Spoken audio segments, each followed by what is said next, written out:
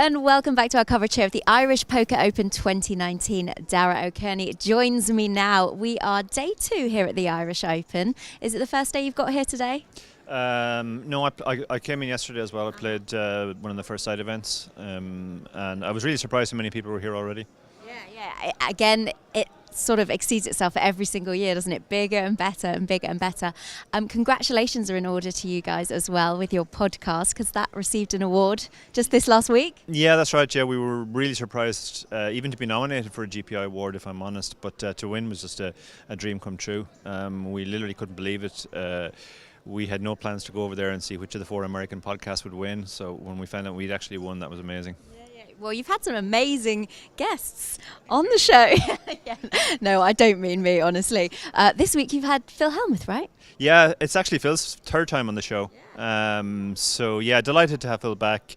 We also had Patrick Leonard and Donncha D, one of the all-time great legends of Irish poker, and Espen Jorstad. So yeah, we've been really lucky with the sort of calibre of guests we've been able to get. And I guess having this kind of calibre of guests every time when you're speaking to people, you're probably improving your game by getting information from them and people like Patrick Leonard especially. Absolutely, yeah, and we've been very lucky with some of the really top players that we've interviewed. In addition to doing the interview, they agreed to do a strategy piece with us, and as you say, I mean that's the absolute top level. And I've been reading your blog just lately as well, because you've been delving into some of the memories of the Irish Open over the last few years. So we have to pick your brain and get you to tell us a few stories. What's your ultimate best Irish Open memory? That's a really good question. My own particular record in the Irish Open is particularly miserable. I think this will be my 11th or 12th Irish Open, and I got my first min cash last year, so we're going to leave that out completely. I did see that you wrote that the commentary was a better memory than the actual play. I'm almost going to have to say the commentary. For me it goes in different phases. In the early years, I used to do the commentary with Neil Channing and people like that, and that was obviously a tremendous memory for me.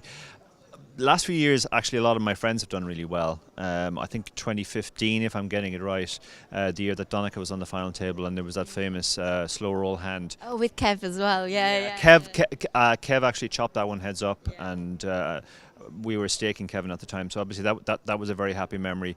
Last 2 years, my friend Samir Singh, who almost never plays live, he's very much an online player. Irish Open's almost the only tournament he plays every year, and he's final table both the last 2 years, so that's a very happy memory too. This year could be your year. Not so far, right? I hope so. I say that every year, and every year I end up just as disappointed. I was happy at least to cash last year and get the sort of never cash the Irish Open monkey off my back. So yeah, maybe this is the year that I'll really kick on.